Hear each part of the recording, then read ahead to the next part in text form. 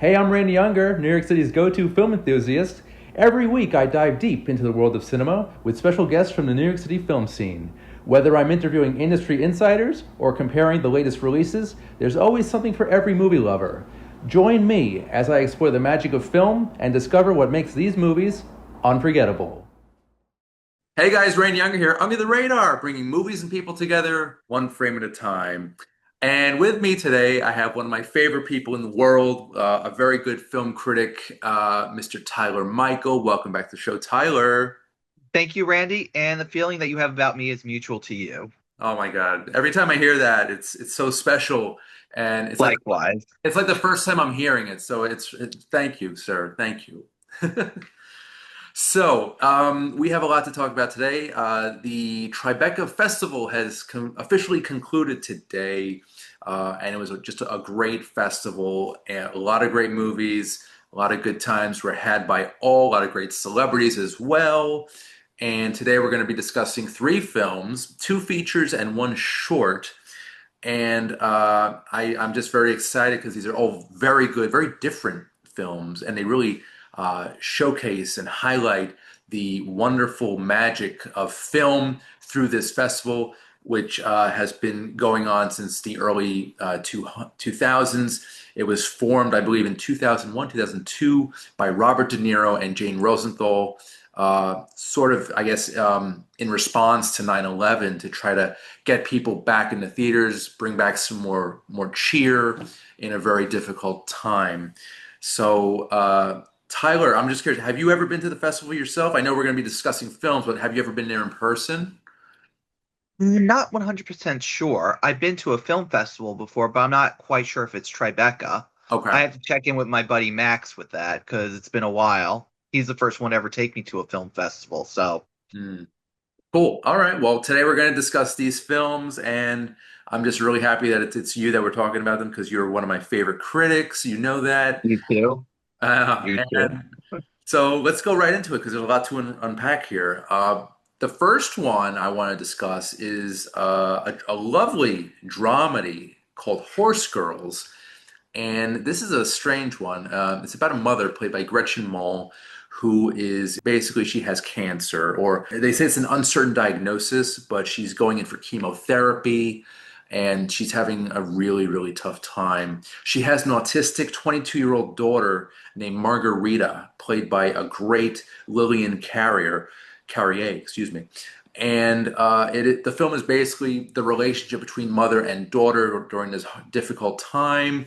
The daughter, in a way to combat or deal with her pain and her depression over her mother's illness, joins a hobby horse uh, group, which is basically it's a thing. It's basically young girls and teenage girls.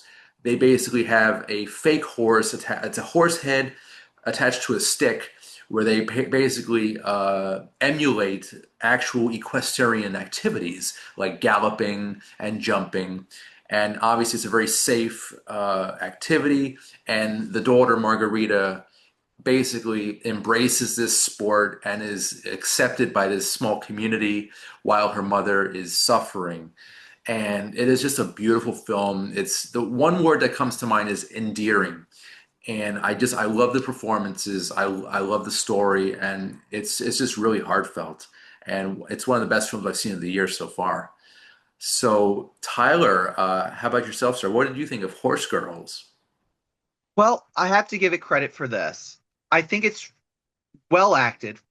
Everybody turns in a very likable and engaging performance, especially the main lead, who I understand is autistic Mm. herself, or in the very least, is an autistic specialist. So she knows about this stuff, and she really gives a very excuse me, representation Mm. on the autistic community. Because a lot of films, what I've noticed is I do like such films like Rain Man, for example, A Dangerous Woman, but they seem to exaggerate autism Mm. or someone with a mental disability, if that's the appropriate term. Please forgive me for anyone out there.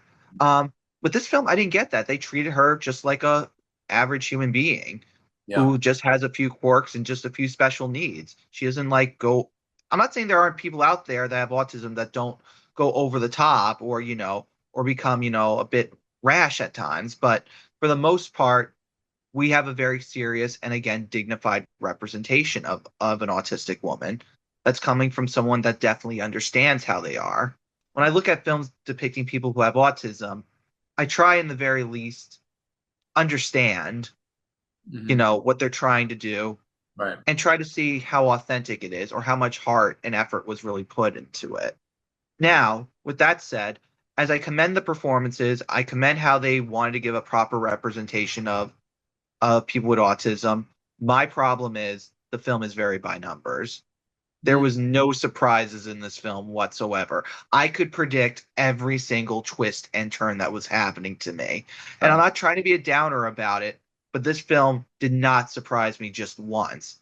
Not even as a slice of life film. Like to me, and I really, really hate to say this with all sincerity, it feels like a Pure Flix film trying to go for an Oscar. It feels very manipulative to me. It feels very corny. It feels like it's trying to be grander than it is, along with some Oscar baity decisions like a very generic color palette, lighting, Mm. some shots that look like trailer shots, particularly the trampoline one. It just feels like they're trying way too hard. And to me, it seems like it's representation first before story, Okay. because the story is following way too many tropes that I know. And these aren't bad tropes. It's just there's not really a different angle to them other than the representation. Huh. It's so interesting. I expected you'd have enjoyed the film more. Did you? But you did enjoy it though. I'm assuming it just I wasn't enjoyed anything new. I enjoyed the same way I enjoy A Dangerous Woman starring Deborah Winger.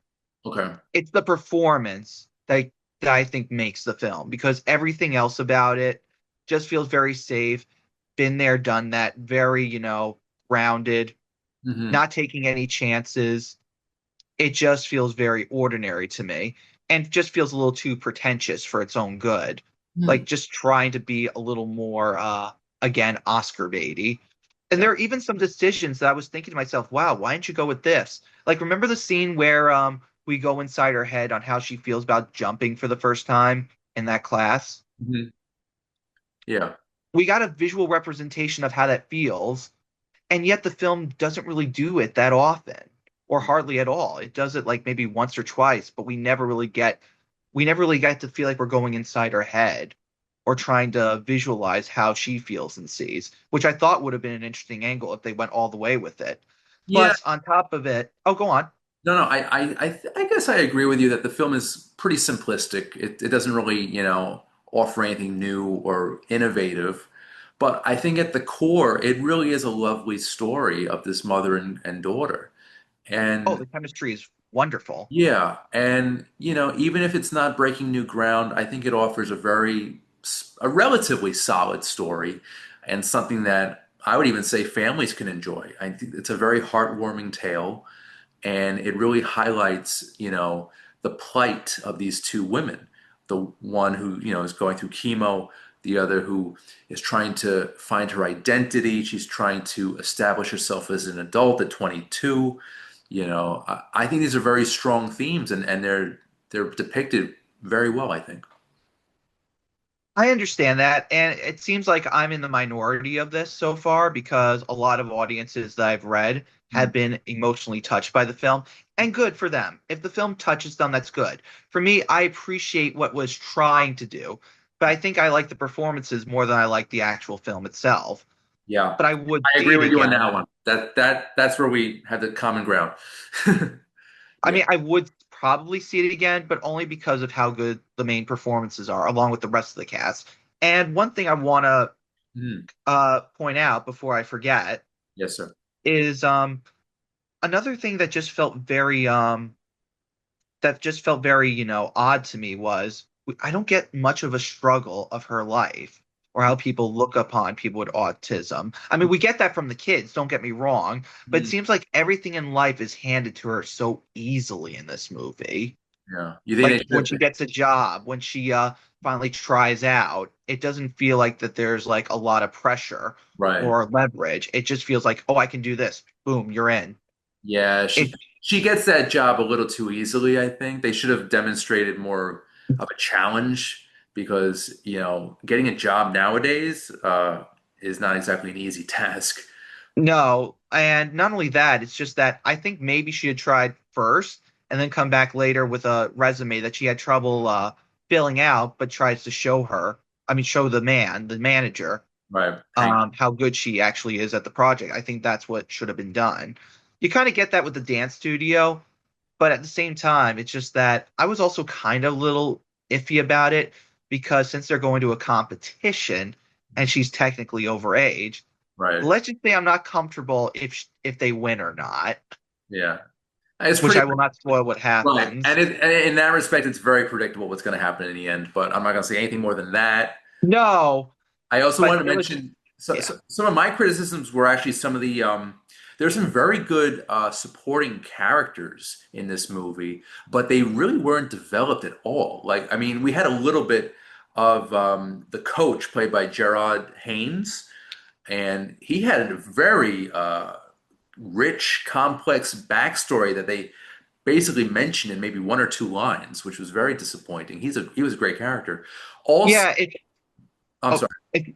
if you don't mind me intruding a little bit. Sure. Yeah, that I was also really disappointed about because this character had potential. This Yes. guy could have been interesting, but honestly, you if you're not paying too much attention to the montage, Yeah. you're gonna miss some big details. Right. And it kind of goes by so fast. While you're so hooked on the actual story going on with the main character, it's like, oh wait, we have to care about him now. Right. Oh wait, Right. oh wait, this is revealed about him. Huh? Must have Exactly. missed that somehow. It's easy to overlook, which I do agree with you there. Right. But And he was carry on. a very good actor, by the way. And also, Tony Hale makes an appearance in this movie as an uncle. He plays the uncle to Margarita, and this was such an obvious, like they just threw him into the movie at the last second because he has some star power, Arrested Development, Veep. And I don't know, his appearance towards the end of the movie was just so unnecessary to me. And it was He just could have been played by anyone. anybody. They could have probably gotten a cheaper actor, but that's neither here nor there. The movie obviously is flawed. It's not a perfect one, but bottom line, I enjoyed it. I loved the performances. I thought it was very sweet, and yeah, it basically any family that has a member of their family going through cancer and chemotherapy or just any illness whatsoever, this movie shines a light on that plight, and it really is. It's a good movie in that respect, and it's good for families. And obviously, it is. I do agree, it is corny and a little by the numbers, but I'd say it's on my radar, and I would see it again. So Again, and I would see it again just for the performances true. because they really are likable characters, at least the ones we get to know. Yeah, and So I'll I give it want to that. I want to see more from the lead actress Lillian Carrier. She 100%. she was wonderful, and I think she has a very bright future ahead of her in acting. She seems so comfortable, in her own skin. It's very natural. So that was great. All right, guys. So that's Horse Girls, and just be on the lookout for that in the next few months. Hopefully, it'll get some distribution, and it'll be in an indie theater by you. Hopefully, end of the year, and maybe it'll be up for some awards too. I could see that happening. All right. So that's movie number one. We've got movie number two. This one is a short film, which really was very well made. And I actually went to a pre-screening party for it last night, so that was very cool. It's called Money Talks, and it basically takes place during the Reagan administration in 1981 and follows a $100 bill through the underbelly of New York City during this time and how the $100 bill affects the lives of anyone it comes in contact with. There's been movies like this in the past where they follow a dollar bill from one character to the next and how their lives are sort of interconnected, but at the same time totally random. A movie that this kind of reminded me of was, I think it was called 20 Bucks. It was a Brendan Fraser movie from the early 90s. And it's just a very interesting concept. And I think it was handled very well in this 33-minute film. and I think the actors are really good. I think the 1981 aesthetic was done very well. I love anything shot in New York City, and this film really took advantage of the atmosphere, that gritty early 80s, dirty, crime-ridden New York City. So I really enjoyed it. It's a strong one, and yeah, Tyler, take it away. Yeah, Money Talks was a film that really, really fascinated me. Now, I'm not gonna lie, I have a fascination with anthology pictures, and particularly love how this is an anthology film where we're following an object around that literally shows us how this $100 bill can be used by different people. I love how we follow this dollar bill around and we see people using it for different reasons. I love that, it starts out with with a older woman who finds it, then gives it to her grandson out of kindness and Mhm. generosity.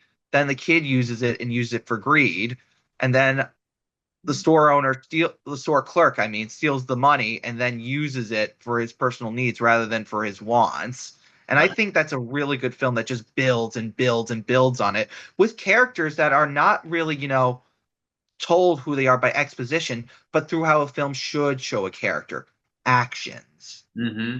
And it's different We know motivations with each $100 bill that's passed. Every time it's passed, we get these different motivations. What they want it for, what they want to use the money for, and it's always different, but it's always to progress the story. exactly. And again, just going back to these characters, like everything about them, we just know based on their actions, their personality. Nothing about them is explained directly to the audience verbally. It's all done naturally. And what I also really love is some of these characters even return throughout the film. I won't say how, but I just like that we see that this world is connected to one another. Like Yeah, we're like following what they're doing while this person finds the dollar. We end some story arcs. We see what's going on with them. It's just a very fascinating concept yeah, that I wholeheartedly adore, downright admire about the film, yeah. which I think is what some of the best things an anthology film can do. Yeah. Um, but on top of it, this film is an artistic mouthful. Hmm. Like I feel like almost every scene there's something to marvel at, something to appreciate because the film is using many different styles that could feel as pretentious to some, but for me, it all feels natural because these are choices that just fit the scenario. I love that we get some point of view shots of the dollar, particularly when it's inside the trench coat. I love some of the use of the overhead shot. I love the shot that looks over the whole club as we see various people doing various things. People that we've seen earlier, almost like in Goodfellas, except we're not touring it with a character. We're just scanning the whole club. Yeah. I I love the stop motion during the credits. I love that they use split screen in one scene. Hmm. And there are also some really great intense shots of objects, just to show, the tension that's going on or emphasize the tone, the mood. The It's just a beautifully made movie that just never feels like it's biting off more than it can chew or trying too hard to impress. I do love the shots of the $100 bill, the perspective of the bill. It reminded me a lot of Robert Zemeckis' Castaway, where we have the perspective of the package that goes from this farm in the middle of nowhere, America, all the way to Moscow. And you see the perspective, and it's so cool, just that progression and how it kind of transcends space and time almost. And it definitely reminded me of that in Money Talks. Actually, you're not wrong with the Robert Zemeckis comparison because, well, it's been a while since I've seen Castaway, but I definitely remember something like that in the Polar Express when the ticket's just flying around and we see it go through different environments, different animals touching it. Right. So I definitely get where you're coming from. And another Zemeckis connection would probably be Forrest Gump with the feather. So, Absolutely. but I think that's another episode. We'll wax all things Zemeckis in the future, I think. I think that'd be fun. I Yeah. think that'd be a lot of fun. But Um, yeah. Go on.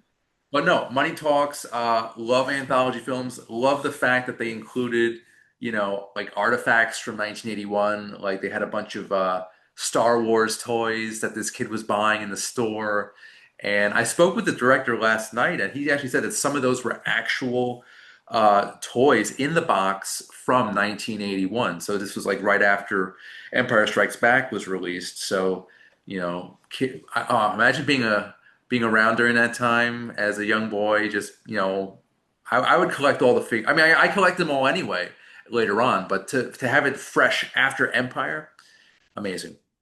Oh yeah, and there is a few other things I do want to point out about this movie, which you just mentioned, the look of the 80s. Right. Even though there is nostalgia attached to it, like, the Star Wars figures, the movies that are playing in the theaters, this is not a glamorized look at the 80s by any means.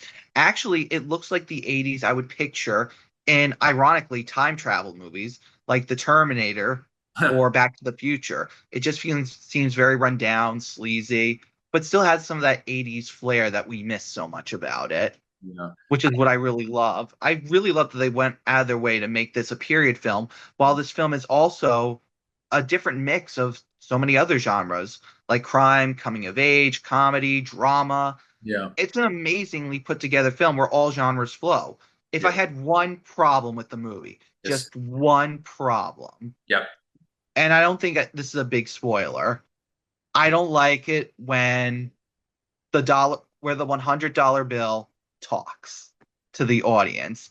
Now, that I felt like was too much. I felt like this was them really now trying too hard. I Yeah. appreciate seeing a little bit of animation, but to me, this just felt very forced, for Yeah. lack of a better word. And what made it worse is also that the the $100 bill, Benjamin Franklin, explains everything that the film is about, as if Oh we yeah. couldn't figure this out for ourselves. Like, this is the kind of exposition done completely wrong, Now, because we just spent the whole film witnessing all this. This is right. stuff that critics would talk about, or audiences, not the film itself to just describe what we just witnessed. It almost makes you feel like an idiot when they're Now, talking about the message. I'm going to credit this. So the filmmaker, the director and screenwriter is Tony Mucci. It's a co-writer actually, and he's taken some interesting choices here. The stop motion was a little strange. I kind of liked it. I thought it was cute. Oh, I liked it too. But there are a lot of things going on in this 33-minute film, a lot of different styles that he's trying to establish. Maybe he's just trying to mix them all together and see what works. Mhm.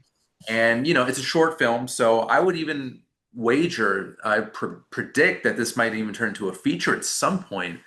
And I think, he experimented a bit here with different things. So maybe if there is a feature in the future for Mr. Mucci, he'll learn from the reviews, from what we're discussing today. Maybe he'll take note and make a really good feature film. I think that's possible. What do you think, Tyler?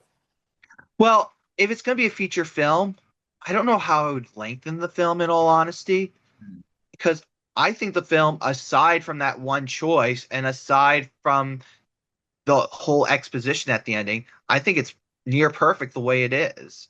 Yeah. But I do encourage this director to run with his style, like he just did with this film. I want to see more films like this, but to a point that makes sense. And I feel like here, this is his experimental feature where he's just trying to see what hits bullseyes, what works. I mean, if there's any other criticisms, I would just say maybe use the split screen for another scene, maybe use some of your ideas and techniques for another part of the movie, just to show that you're not just doing one thing at a time. But I cannot fault the film for being so creative, so stylistic, Hmm. so intriguing with its themes, having a large cast of people, and yet we know everything about them, all carried by grand performances. This is a masterpiece of a doc of excuse me, cut that out. This this is a masterpiece of a short film can get. Yeah. It's And I really don't see much of those nowadays.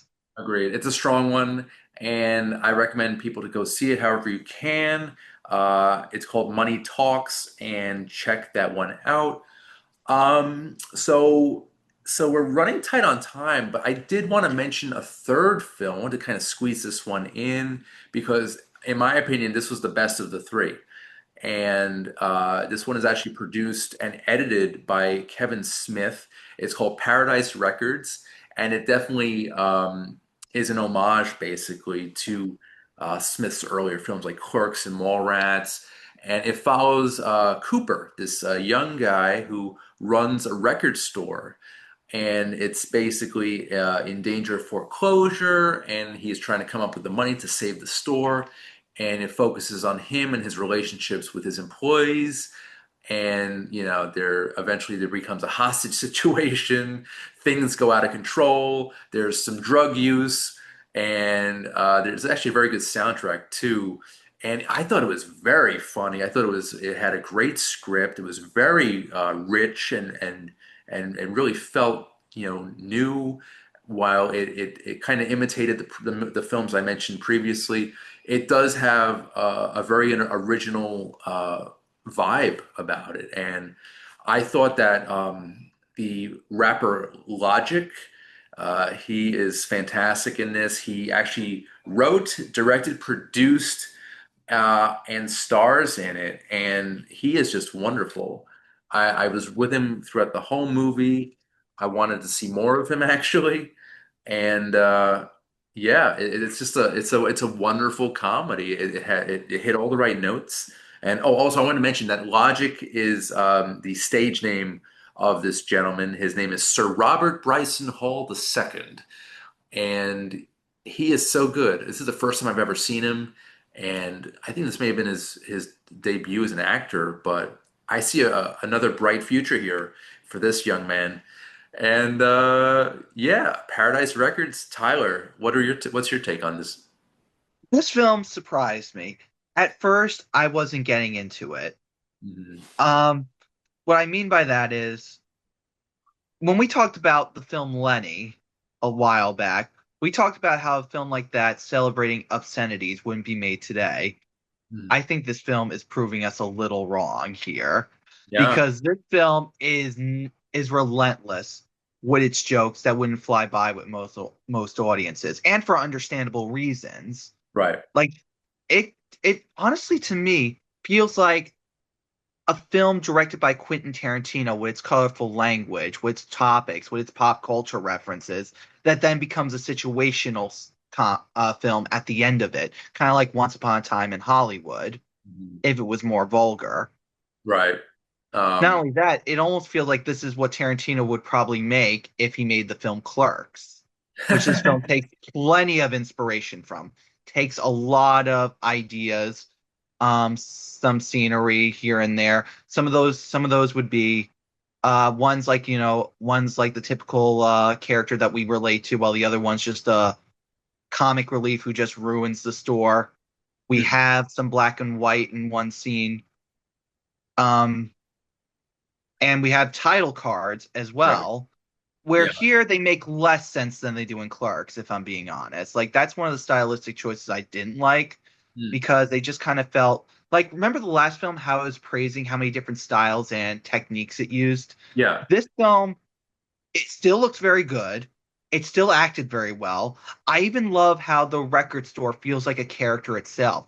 Like you feel like you know every nook and cranny of that particular store, and Mhm. you just want to hang there and even browse around. Hell, there were even times where I was looking at some of the DVDs they had and thinking, Yeah. what would I buy if I was in this store? It's a very atmospheric, Right. but but there are just times where I just feel like they're just doing these things for the sake of being artsy, again, with the title cards. But other times it feels warranted, particularly where the aspect ratio changes for whenever we're watching Fox News. Or, FUX. yes, FUX, FUX, excuse me. I like the trippy imagery Mhm. for some of the scenes. I won't spoil how. I Mhm. even like how the camera quickly spins to one person to the next. Again, just like in Clerks. I just watched it last night, and it was just a perfect way to close out the day. You close it out with a smile, with some jokes. This movie delivers, and I really loved it. I love Paradise Records. This is a fun one. Oh yeah, it is. And if I have any closing thoughts, I will say that I don't expect this film to be a masterpiece when it comes out, but I do expect it to get a cult following. Paradise Records, and it is written, produced, and stars Logic, or as I mentioned, his real name, Sir Robert Bryson Hall II. And he is definitely someone to look out for. All right, so Tyler, we are basically out of time, but I just wanted to see if you had any plugs today, any projects, anything going on? the latest review I posted on my Instagram is a 7-part review on Ralph Bakshi's Lord of the Rings, which I think is a very underrated film, if far from perfect film. Very cool, very cool. Nice. And as for me, you can check out Under the Radar through on Slam Radio through SiriusXM every Thursday at 8 p.m. Eastern, 5 p.m. Pacific, and also on Saturdays at 6 p.m. Eastern, 3 p.m. Pacific. Also, the video version of Under the Radar can be seen on Manhattan Neighborhood Network, and that's every Monday at 11 a.m. Eastern, 8 a.m. Pacific. And also, feel free to subscribe and share to the Under the Radar YouTube channel. Subscribe and share the love. So, Tyler Michael, thank you as always. This was a wonderful episode. You're awesome, and I could So are talk. you? I could to thank you. I could talk movies with you forever. You know that, and I look forward Thank- to seeing you next time. I would love that very much. Thanks for having me, Randy. It's always a pleasure. No, it's an honor to be here. The feeling is mutual, good sir. The feeling is mutual. All right, guys. So I'm Randy Unger. This has been Unger the Radar, bringing movies and people together, one frame at a time. We'll see you next time. Take care.